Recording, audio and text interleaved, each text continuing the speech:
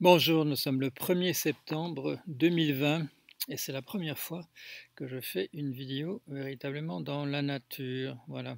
J'aurais pu la faire près de la maison, mais mon cousin est en train de passer ce qu'il appelle sa tondeuse. En fait, c'est un tracteur, parce que quand je dis la maison, il faudrait appeler ça, on appelle ça autrement, on appelle ça une propriété. Voilà, quand ça fait une surface pareille.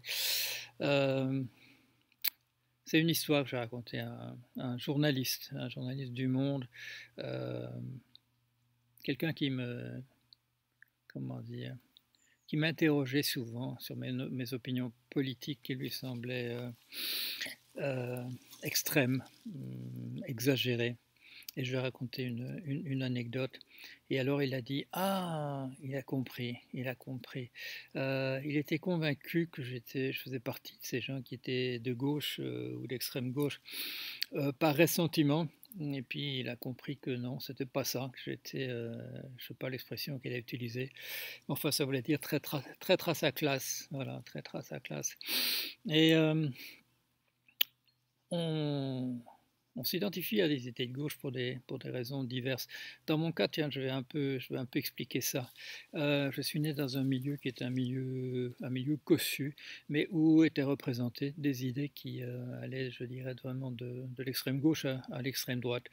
Alors, civilisé, comme on dit. Bon, il n'y avait pas de néo-nazis, il n'y avait pas de staliniens partisans du goulag, mais on avait voilà, l'éventail entre des idées d'extrême gauche et d'extrême droite, qui étaient fort liées à la fortune d'ailleurs de chacun des participants. Pas par, justement, pas par ressentiment, mais par choix de vie. Et donc, ça m'a sans doute, je dirais, modelé d'une certaine manière. J'ai grandi dans un milieu où, dès l'enfance, j'entendais des discussions quand même assez passionnées sur les représentations du monde, sur ce qui était important dans la vie, des valeurs ou de l'argent et autour de moi. Alors le problème quand on est dans la nature, bien entendu, c'est qu'il y a des gens qui passent et ça, je n'avais évidemment pas prévu. Alors je continue. Euh, Donc voilà, oui, un environnement qui vous conduit à vous poser des questions dès l'enfance, parce que vous entendez des discussions passionnées et vous finissez par prendre parti. Ça peut même aller assez vite dans un cas comme celui-là. Euh, voilà.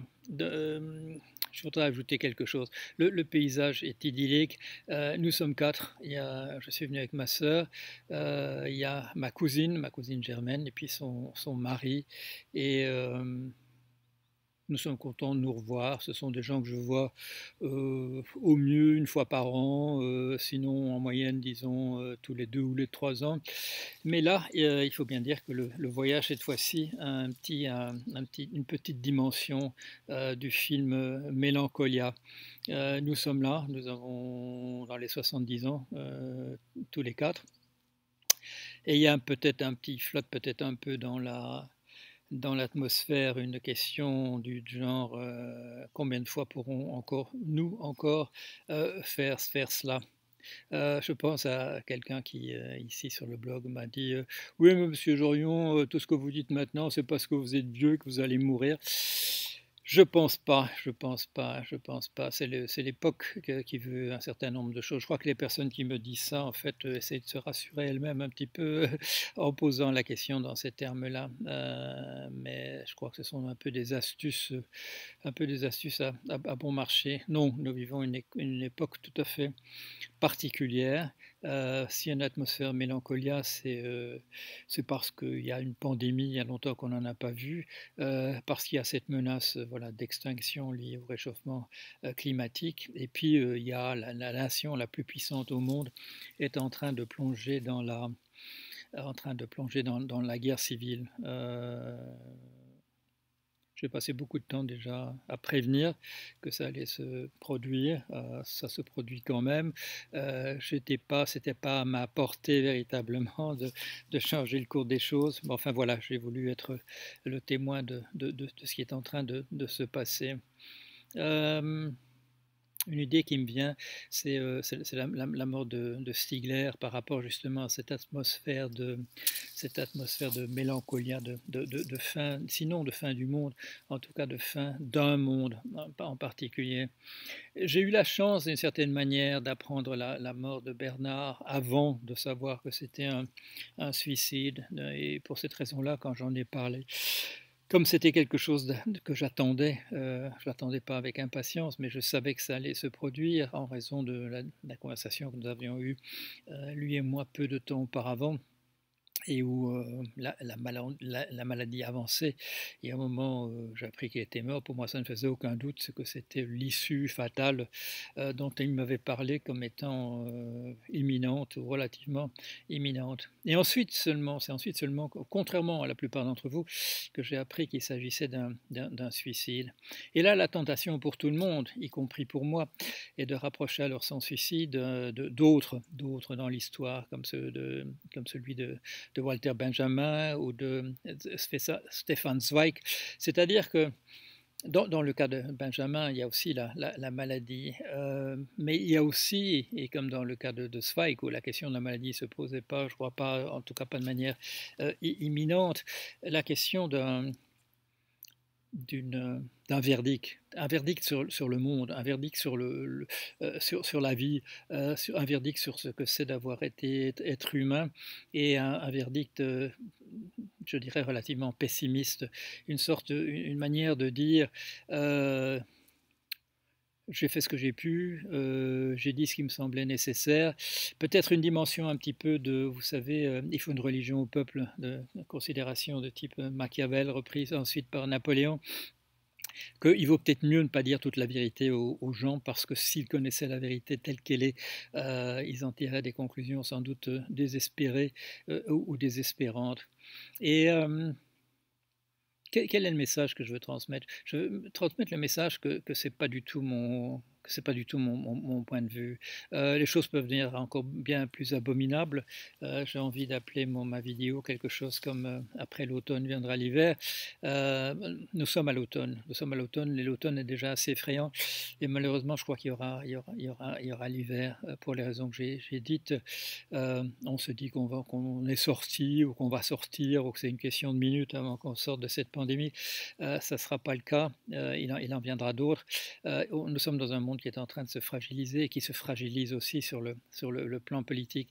Et les choses peuvent devenir véritablement abominables avant qu'elles ne viennent, qu'elles n'aillent mieux.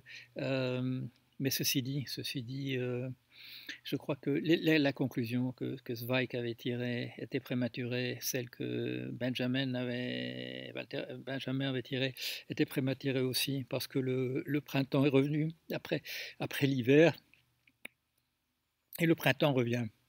Alors, nous avons tenu jusqu'ici. Le moment n'est pas à la morosité, le moment n'est pas à la désespérance, il est au contraire à la mobilisation. Nos ancêtres ont fait qu'à travers les épreuves les pires, il y en a un qui nous disait hier sur le blog, ouais, c'est pas une vraie pandémie, hein, parce qu'il n'y a presque personne qui meurt. Je lui disais, vous préférez alors celle de Justine Mia, où il y avait la moitié des gens qui sont morts, mais la moitié a survécu, et nous sommes toujours là. Alors, réfléchissons à quelques dates. La pyramide de Khéops, c'est il y a 4500 ans. Les peintures dans la grotte de Lascaux, c'est il y a 17 000 ans. Et celle dans la grotte Chauvet, c'est il y a 35 000 ans.